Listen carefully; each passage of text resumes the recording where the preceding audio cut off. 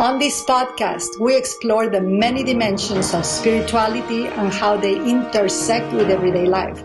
Join us as we dive deep into conversations about how people are serving humanity, embodying spiritual wisdom, and creating positive change in the world. From ancient traditions to modern practices, the Spirituality Now podcast is your space to discover, learn, and be inspired.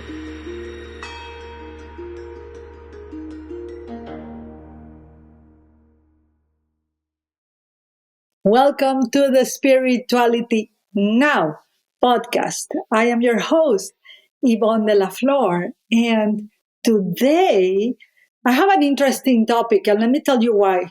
This is a topic that a lot of the people that I know, a lot of my friends very close by, they either agree with or don't agree with. There is a lot of controversy when we speak about psychedelics. There is a lot of rejection, acceptance.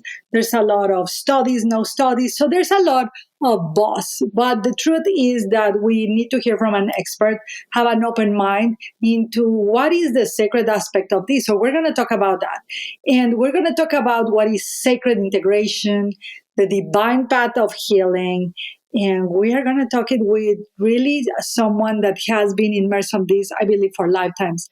My beloved friend, Satya Grace, is my dear friend and also spiritual path companion. Satya is a woman whose life and work are true transmissions of devotion, depth, and divine service. I know her for years, and truly her heart is in the right place.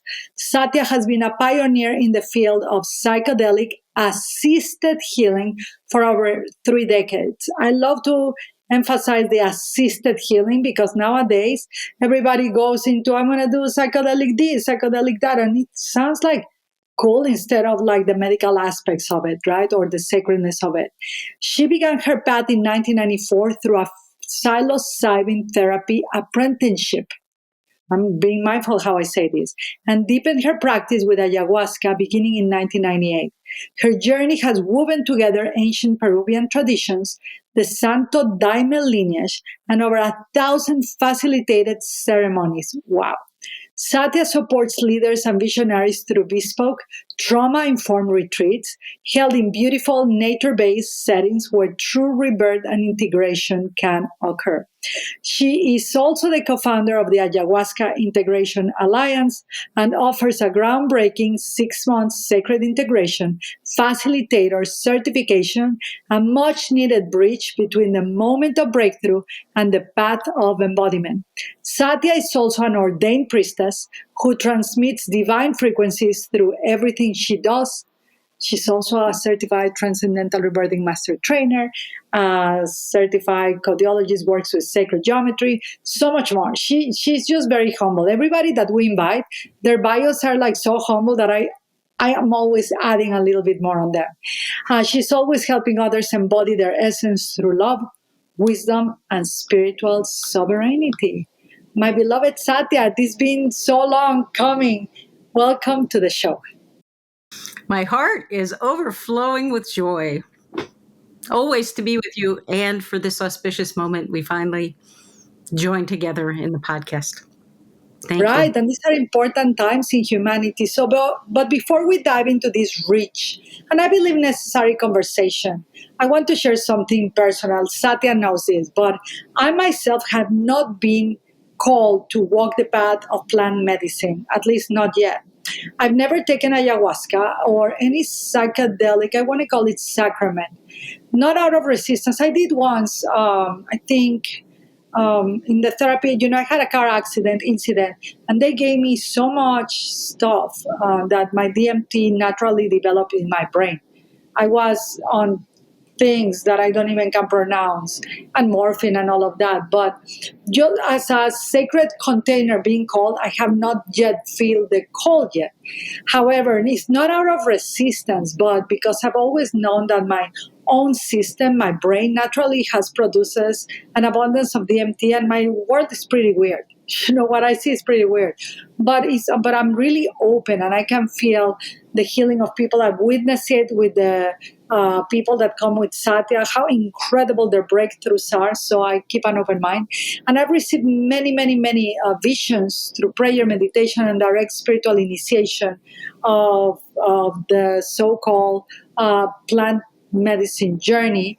And I wanted to bring an expert on the show because there's so much misconceptions of this. And I think we need to be open-hearted and open-minded to something that has been more ancient, I believe, than humans. And yet, I really want you to know that I hold the deepest respect and reverence for those who have been called, who walk this path with ceremony, with reverence, with integrity, like Satya, my beloved friend, does.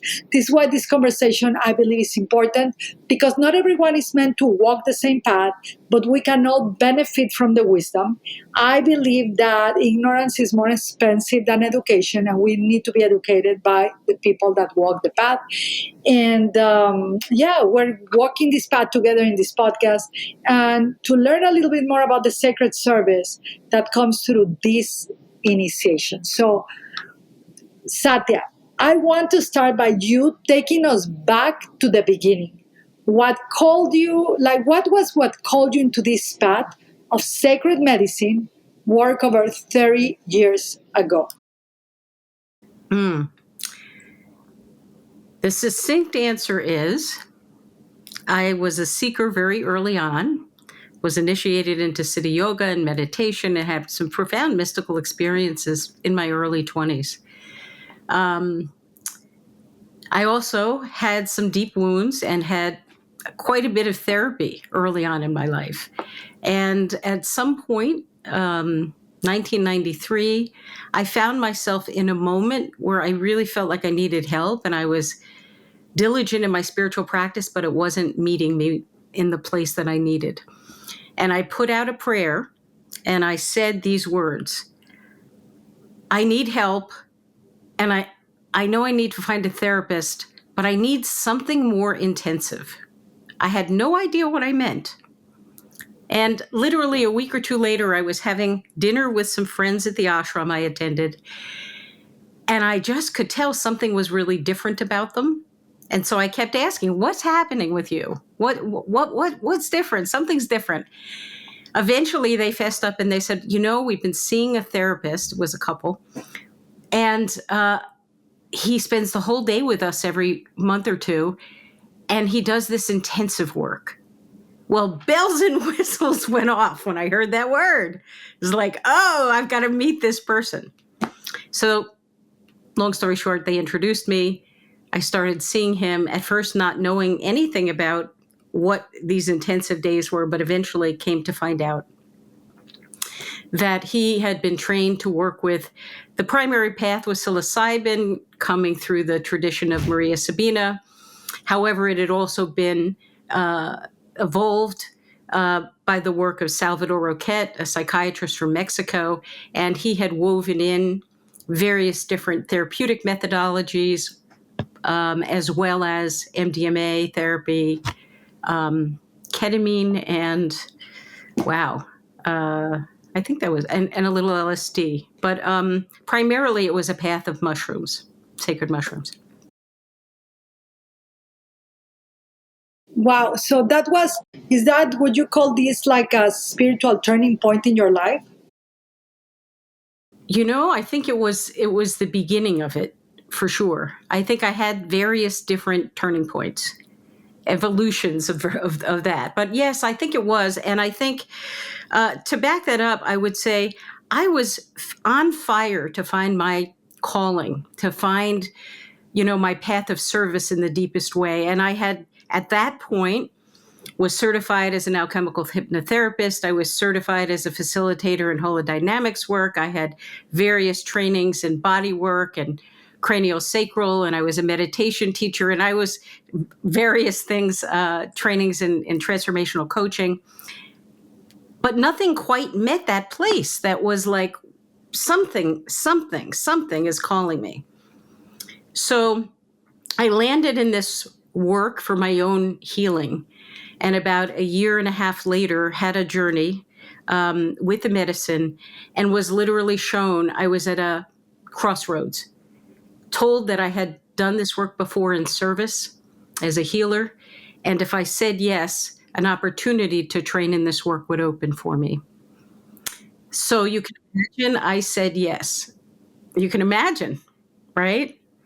And saying yes, that was a very monumental moment. And what unfolded from there was a path of service with sacred medicine and ultimately leading me also to ayahuasca, which has been my primary teacher in this life. Wow, Satya, this is so exciting because you said like I was on fire to receive my calling, like, and you were very young. And I think that some people miss that mark, right? Like there's a genuine call for something greater. Like you have this path, you and I have collaborated together, when you bring your students and I bring the work of family constellations or rebirthing. And it's beautiful to watch, but it's beautiful to watch your devotion and your commitment and this fire. I think that is not usual that you find someone that lives it since the beginning, right? And since the beginning. And I think that's what makes your calling a sacred path instead of just a trend. That many have used this now, like everything is used as a trend. Zen, plant medicine is a trend, is something for spiritual glamour instead of really transcendental work. So I really admire that of you. So, Satya, in my path of knowing you, you speak often about integration. That's been something that you are consistent about, being as important as the ceremony itself. So, what does Even more important. see? So, what does sacred integration mean, and why is it essential for those walking the plant medicine path? So, to me, sacred integration, is really about a way of being and a way of living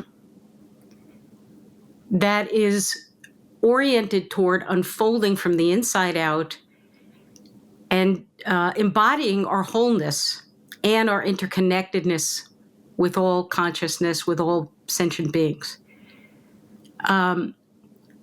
Integration to me is much more than the techniques or the tools or the practices. It's really leaning into and recognizing we're at a point of evolution. My view, we're in a long moment of evolution, and we're being called to the initiation to live and embody higher consciousness, our divine nature, or live from a place of truth. And that process requires us to continually shed layers of identification that's false, of patterns, of wounds, of everything from ancestral and right family systems, etc., collective. So there's a lot going on. We're all continually, or those of us who are more present to it, are aware of the need to be in the spiritual work, to be embracing as a way of life, deepening and growing in our evolution, in our spiritual human integration. So the practices are essential, and the way of living and being is essential. Preparing to work with plant medicine, preparing for a 30-day meditation retreat, right? There's elements that you really want to ground yourself in and focus upon, and prayers and intentions, and bringing a deeper level of emptying what no longer serves from your vessels, from all the levels of your being, so you can come with the utmost of openness, receptivity, humility, and the greatest degree of possibility for whatever that avenue of transmission and healing is to bring to you. That's awesome. And it opens us. It's like the wings of the bird. I heard about this once. There's the wing of self-effort and the wing of grace. And I heard this in Siddha Yoga in a retreat many years ago. Often we find ourselves on our knees in a place of breakdown. And we find ourselves there it's by design. It's by design, because no matter how much effort, self-effort we make, we are doomed to not be able to have liftoff, right? Because we can't do anything alone, because we really aren't alone. We're part of a greater tapestry of consciousness. And in the human realm, we're part of a relational field, right?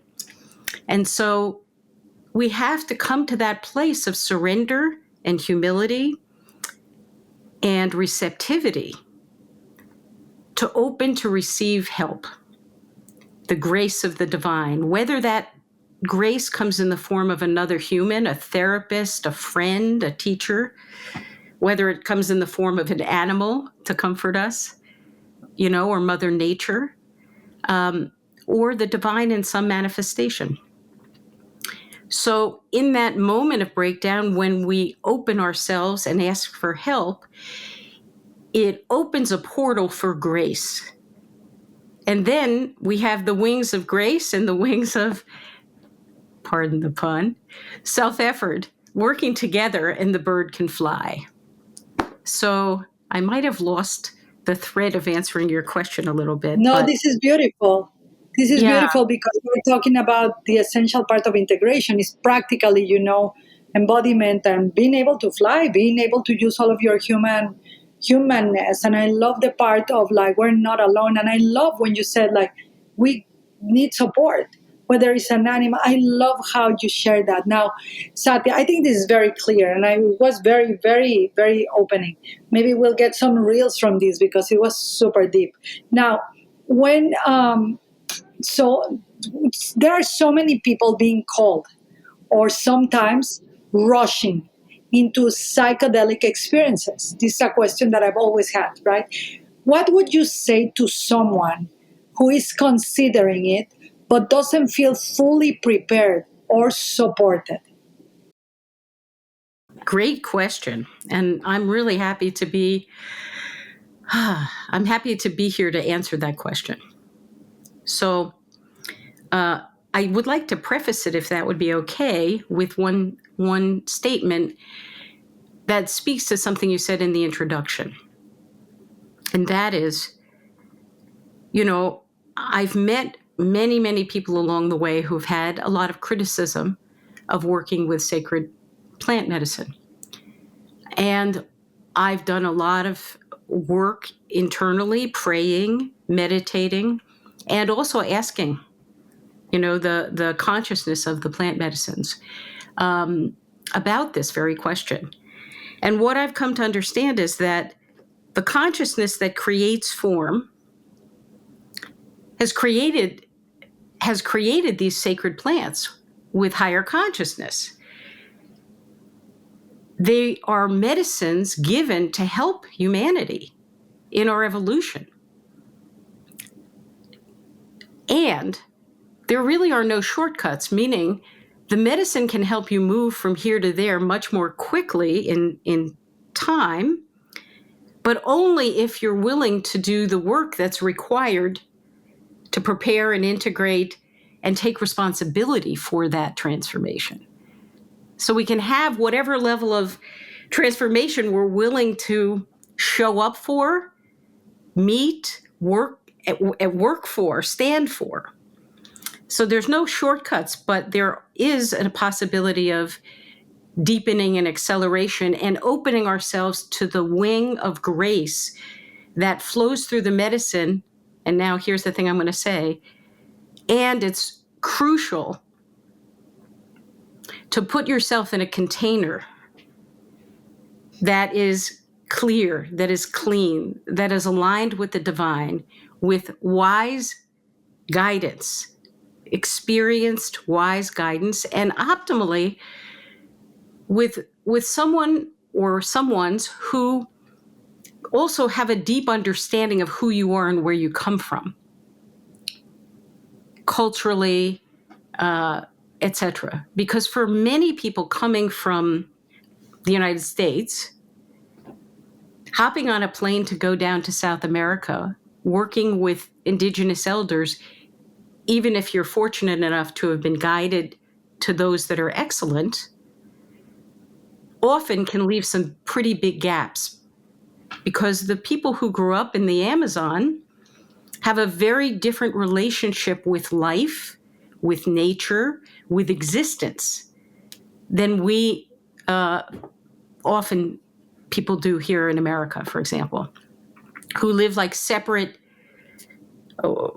like we're separate, like we're just existing here as an individual with no intimate connection with the rest of life, community, like that.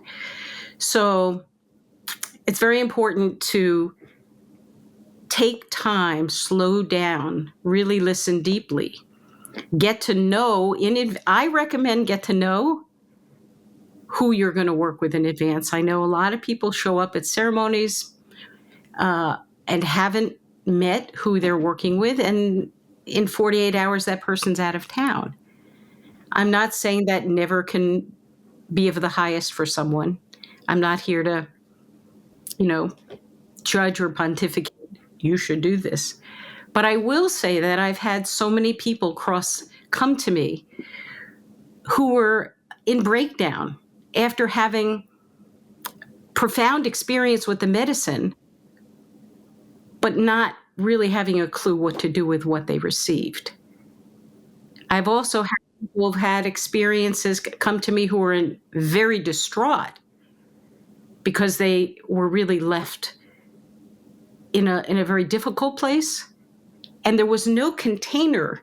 See, another part of the medicine is the relationship, the field of relationship, the container built through trust and safety with your guide. And if you're working in a group, with the sacred container of the other individuals that are part of that sacred circle. All of this affects, our psyche, affects our unconscious. So I've also met people, interestingly enough, and this points to the wisdom of this divine being, ayahuasca, or in my tradition, as we call her, daime. I've met quite a few people along the way who've gone to ceremonies and said, I have had no experience. Nothing occurred for me. And sometimes you could attribute that to a number of different factors. The medicine wasn't very strong, blah, blah, blah. Maybe it wasn't for them. But in many cases, what I've noticed with this medicine is it's so protective that it's going to meet you where you are. And if you don't feel ready, if there are parts of you that are not ready, sometimes the experience of surrendering into the medicine or it activating doesn't occur. And the other thing to say is the medicine never is never wasted. It's like being embraced. And even if you push away that love, at some point you recognize, oh, I felt that love coming toward me, so it can affect your consciousness in more subtle ways. But in general, I would say, you got to take a lot of care to know who your guide is going to be, to make sure that you feel a full yes. I won't serve medicine to anyone, even if I've prepared them deeply in the moment, unless it's a full yes. Because so much of what our healing processing includes is healing those parts where the boundaries have been overridden, you see. So it's really important to have an attunement and a sensitivity throughout the entire process. I happen to know for a fact there's a lot of bravado. There's a lot of, take a big drink of the medicine and the more the better and all that kind of stuff. And, sometimes there's a time for everything. But sometimes that mentality and overriding of a slowing down and a deep listening and an attunement can be harmful, can be even dangerous. So what I would emphasize is it's really important to know who you're working with, to have spoken to people who've worked with them, but most of all, spend some time so that your body is a full yes when you enter into a sacred container. because your guide is a medicine. The community that you're working with is medicine. You are medicine. And the consciousness of the plant medicine is working in synergy with you. But it's not the only factor. And the container of trust is the most essential. The container of safety and trust and grounding and being well prepared, and your psyche knowing you have support on the other end for whatever opened up. You're not going to be left alone. That opens up the greatest potential to get the most value out of your experience.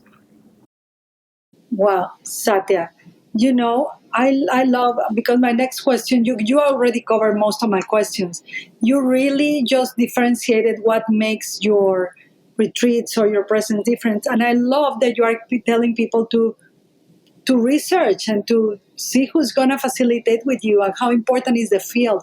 We had in the podcast once a Zen teacher, his name is Mado Moore, and he emphasizes that the student needs to do the due diligence to find the teacher, to feel the field of the teacher, because the field of the teacher is as important for whatever the healing, the practice, etc., as anything else, if not the most important, the connection, the interaction with the people, the field of trust.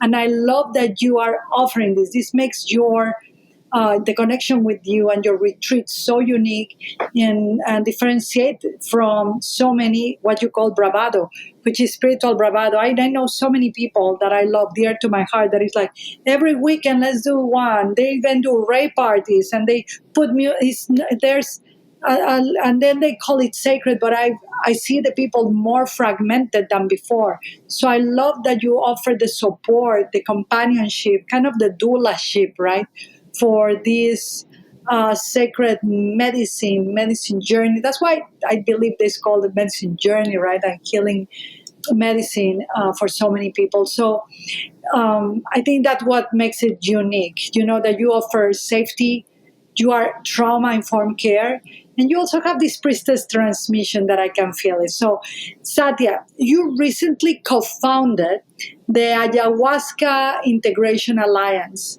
I believe with David Cox. And what inspired this? And how does someone interested or called into this, the facilitator certification, can offer help? And what are the goals to create a new standard of care in this field? Tell us a little bit about this. Awesome. Well, first, let me say his name is David Vox. And he's near and dear to me. And it was his inspiration, this collaboration was born and Ayahuasca Integration came into form. However, I also want to say it was the answer to a prayer, because I've been wanting to launch a bigger vision to have broader impact for a while, for a long time. And yet, again, it's not something we can do alone, right? And so, there's all the answers to our prayers exist. We just have to have patience and fortitude and steadfastness, I think. But anyway, there's a lot of research that shows that even though many people would say, and I actually have a report I could send if people were interested, people may have a life-altering experience with ayahuasca. Over 35% say that in the aftermath, they're kind of left without mooring, without footing, without a sense of completion or integration. That's just sort of, So that's one piece of information. That's one piece of research. In general, from my own experience, there's an awful lot of work going on with the medicine that, people just show up for a weekend. They're not prepared. They dive in deeply. And the person they're working with is out of town, at the aftermath of the retreat. For many people, they've had great experiences and, maybe it's even been life-altering, and they take that into their life. And I would say that even the ones that have had great experiences, in order to make sure that you utilize, that you metabolize, that you digest, and bring through your whole system in your life the full power of what you've received, learning and growing in the practices and in the ways of being of integration is the way to ensure that. So after seeing a lot of that over the years, and after, by the grace of how my life unfolded, I never would have probably had a sacred ceremony with plant medicine had I not been called to do this in psychotherapy, because I was so terrified and I had panic attacks and phobias that, why would I do something so scary? But it felt right, and I knew it was an answer to a prayer, and I went for it. But I'm someone who needed, not only greatly benefited from, but needed to enter this work in that kind of a container. I'm not saying everybody does need to be in therapy, but having the opportunity to be in that, to get trained in that, to have, the first 10 years of my serving people in a long-term counseling container, when I began to explore and experiment in various different indigenous and other ceremonial forms, when I came to the Santo Daime and experienced various ceremonial forms, when I began working with my teacher in her unique way of blending the indigenous with the Santo Daime, I studied the different aspects of my work and other people's work and what unfolded in what settings and what types of ceremonies. And so as a result of that, I began to see what I needed and what the people I was working with needed most. And I think, it takes a lot of experience to actually know those things. But the one thing that got confirmed for me above all else is that the effectiveness of working with the medicine is significantly greater in the context of deep preparation, a more long-standing held container, and deep integration process. So that's where this certification program was born. I think because there's such a need arising in this quickening, in this time of great turning, more and more people are being called to the medicine because the medicines can really help people. That's great. I need to pause a second. Yes. That's, well, no, it's okay that because we're talking about this, this gives me a space for me. It's so deep. The Ayahuasca Integration Alliance, I love that you are creating something that will give a field of support of all these aspects that you've been sharing, the integration, the support, the companionship, and people cannot do it alone. And also to skip the lines of the bravado and have non-integrated experiences. I believe that this is what the Ayahuasca Integration Alliance is offering for those who are called. So let me ask you our last question because, time is of the essence and it's been very deep. I've been listening very mindfully. I'm feeling, it's you and I have known each other for many years. And this is the first time that I'm deepening into a little bit more of the transmission. And we could have, I believe, so many other episodes and probably we'll have you back, just to speak about a journey, which is all different, right? But just to complete, Satya, because I think this is such a powerful transmission for people to begin to deepen in the toes of the sacred medicine journey, the integration world, the embodiment practice and the sacredness. What is one truth? I know that there's manifold, and this is like kind of a catch, but or remembrance that you wish every listener could carry into their own healing journey today. Something that the Daime has given you, that the plant medicine journey, or that serving thousands of people. I mean, you have supported more than 1,000 sacred medicine journeys with people, right? So, what is one truth or remembrance you wish every listener could carry into their own healing journey from what you have learned? What would be a blessing? Okay. Well, this takes me back to one of my earliest ayahuasca journeys. The medicine was coming on really strong. And it was new to me. It was like maybe my fourth time. And I bolted from laying down to sitting up straight. And I'm in this little hut with 9 people. So there's like no room, right? And this voice inside of me is screaming. I'm quiet. It's dark. It's nighttime. But this voice inside of me is screaming, "Who are you? What are you? I have to know." And in a moment, the most beautiful feminine voice, so tender, tears started streaming down my face, spoke to me. And she said, "I am nothing more and nothing less than your own self. And I come to you in this way at this time because it's the most direct access to yourself. I'm a finger pointing back to you."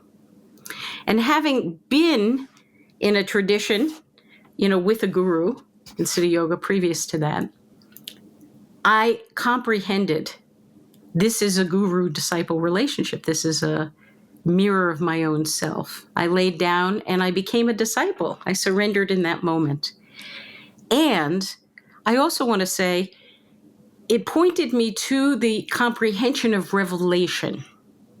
So I think one of the things that I think is very important to take away is this. People are always talking about, oh, did you do ayahuasca, or did you do psilocybin, or did you go have this experience? I don't think it's about having an experience. Sometimes we have amazing, was blessed with a gazillion mystical experiences. To me, what's important is to recognize and take responsibility for the medicine only can reveal what is already always the case, what is always true, what lives within you as you. And so in that revelation and in the healing that ensues, it gives us a deeper access to that resource, that aspect of ourself that was revealed.